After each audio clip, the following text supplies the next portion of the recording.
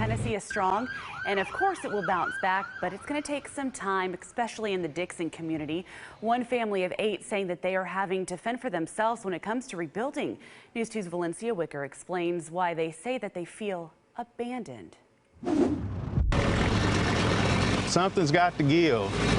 The days are long and hard for people like Greg Morgan. I probably lost 3 acres of land down through there. I probably lost 3 acres, but who's going to pay for that? He and his family of 8 lost it all Saturday morning. About 8 feet of water settling inside his home. Everything in the house is ruined. Everything. It didn't even get this bad in 2019.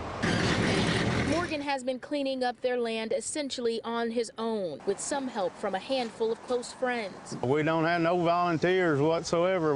Right now, we're supposed to have a crew come in here.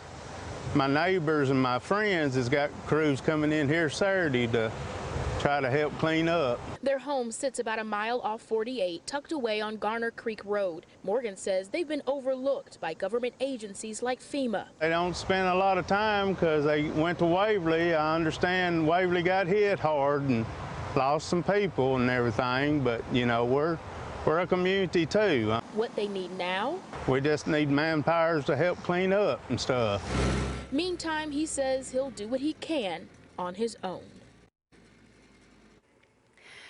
Well, in a matter of hours, a candlelight vigil will honor the victims of the flooding. There will be prayers, words of encouragement, and a time to share memories that will be held at 7 on the Waverly Courthouse lawn.